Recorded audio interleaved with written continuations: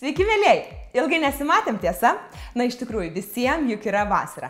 Ir būtent šis video yra skirtas vasariniam įvaizdžiui, taigi parodysiu jums, kaip pasidaryti niekada iš mados neišeinantį bronzinės odos makiažą.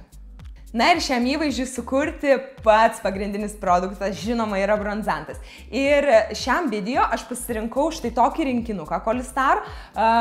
Bronzantas pats yra jau su skaistalu ir tas toksai bronzanto ir skaistalo mišinys iš tiesų nuostabiai pagyvina jūsų odą. Beje, šiam rinkinukė jūs gaunate nemokamą kabukį šepetėlį. Ir aš visą laiką skeptiškai žiūriu į tas tokius pridėtinius šepetėlius, bet šitas variantas yra nuostabus. Jis yra labai švelnus ir aš net neabejoju, kad su juo susikursiu nuostabų odos efektą. Tai pažiūrėsime eigoje, o dabar užsikišu plaukus ir keliauju prie tos bronzinančios pudros. Pakalbėkim visų pirma, tai kurgi reikia dėti tą bronzantą. Bronzantas ir to įdegio efekto sukūrimas tai nėra modeliavimas. Mes turim dėti šią priemonę ten, kur mums saulė pirma pagauna odą. Tai reiškia aukščiausi iškiliausi veido taškai. Tai reiškia kakta, ar ne, šita zona palei antakius, nosies vidurys, skruostai, skruostikauliai ir smakras. Jeigu jūsų smakras yra labai giliai, tarkim, jisai yra visiškai neįsikišęs, tai jo netamsinkit, kad jis neatrodytų dar giliau. Bet jeigu viskas yra pakankamai proporcinga, tai smakriuką taip pat paliečiam. Na tai mažiau kalbų, daugiau darbų, imu produkto ir mano visada auksinė taisyklė. Mažiau yra daugiau, tai truputėlį ir tuomet galima visą laiką dadėti. Ir dedam tokiais štai judesiais lengvais per visas šitas zonas, kurias aš paminėjau. Ir galite taip pat per kaklą su likučiu praeiti. Taip veidas bus labiau įrėmintas. Taigi, taip suteikus savo veidui įdegio efektą bei paryškinus skruostikaulius, aš keliauju prie pūkuoto mažesnio šepetėlio, čia yra MAC 217, ir mirkau jį į bronzinę spalvą, bei paryškinus savo akies link, reiškia šitą vietą po kauliuku. Tiesiog su tuo pačiu bronzantu sukamaisiais judesiais. Galite šiek tiek ir ant apatinės blakstienų linijos padengti.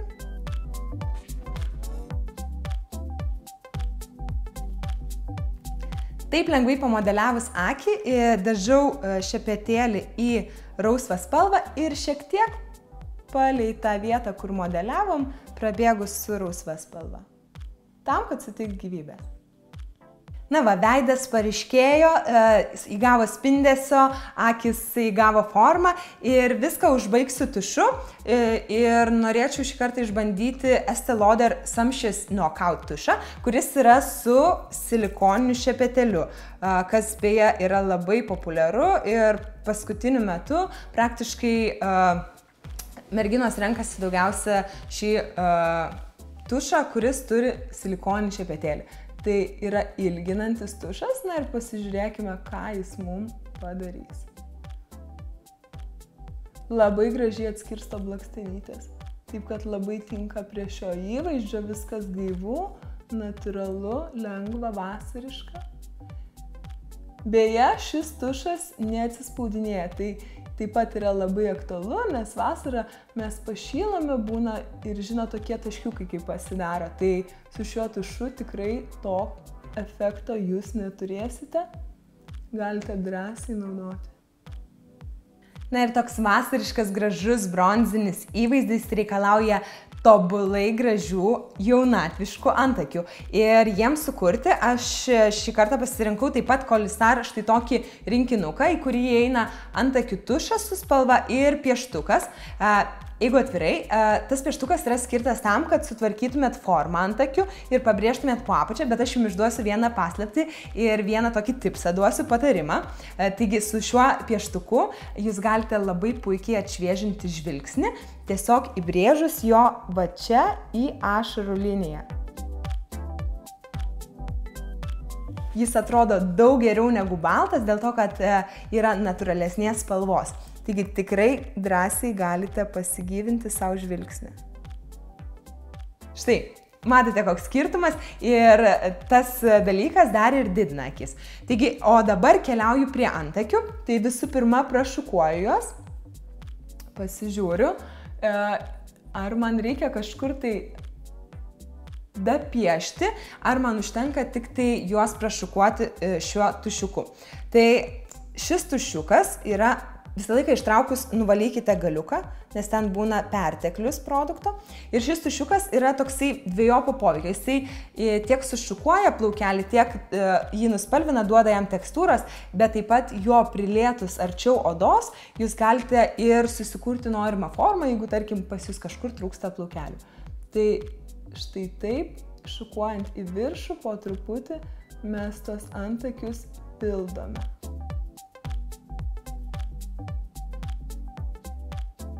Labai mažas patogus šepetėlis. Puikiai, netgi mano tokie neypatingai vešlūs antakiai atrodo nuostabiai. Ir iš tiesų antakiai yra labai svarbus veido akcentas, o dabar ypatingai yra antakių kultas, taip kad tikrai rekomenduoju šią priemonę.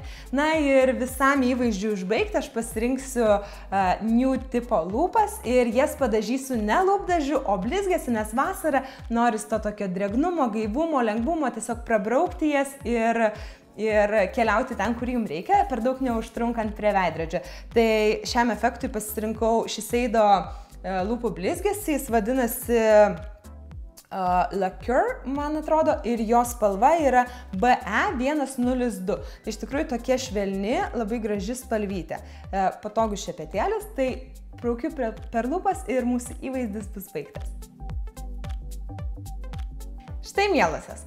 Nors mūsų kartais ir nedžiugina lietuviška saulė, tačiau įdegio efektą galite susikurti ir namuose. Būkit gražios ir spindėkit!